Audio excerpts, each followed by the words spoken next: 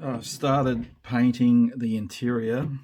I've looked at the call-outs and the instructions, and then I looked at some images on Google. Russian stuff can be hard to find, but what I ended up using for the floor and interior colour was Tamiya's XF23 light blue. The instructions called out for light blue in Guns or Mr. Hobby H47, and I had that colour, but it's gone funny. I couldn't use it, but from the images I looked online, this is pretty close.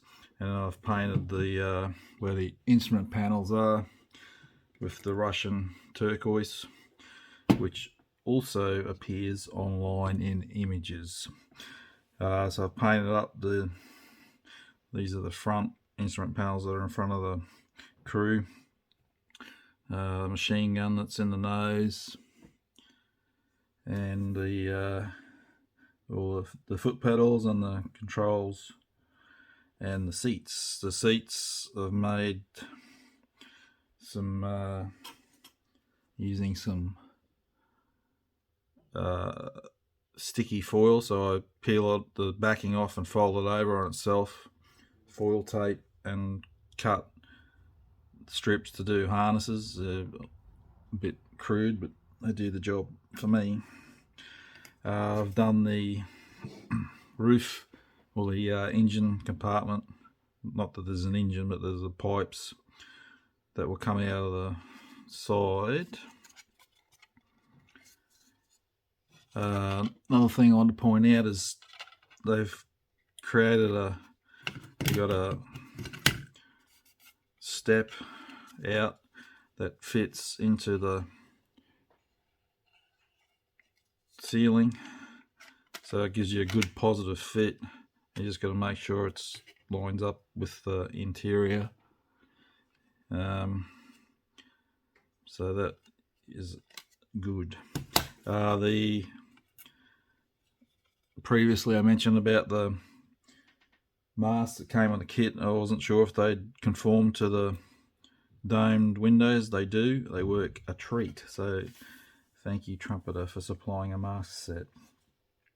Alright, so now I'm going to put decals. All the instrument panels are going to have, I'm just using the kit decals, so that'll be next. Alright, I've put the decals on. I just wanted to share how I did it. That obviously instrument panel decals that come from a kit are pretty ordinary, but let's face it, you're not going to see it really when it's in. And this is an out of box build, so I'm using the decals.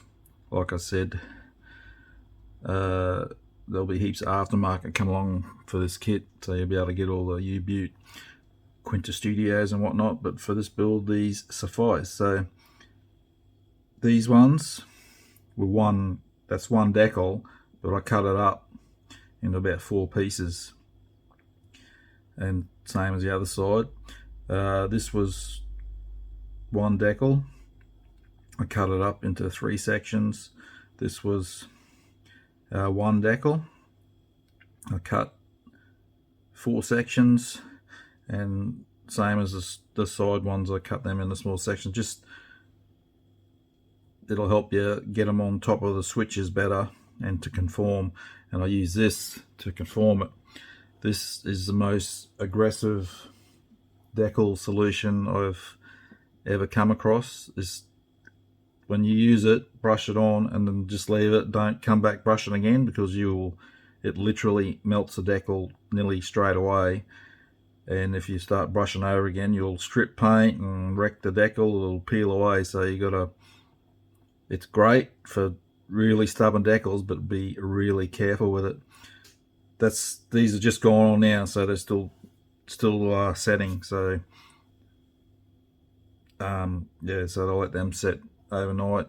While that's happening, I'll paint the inside of the fuselage halves.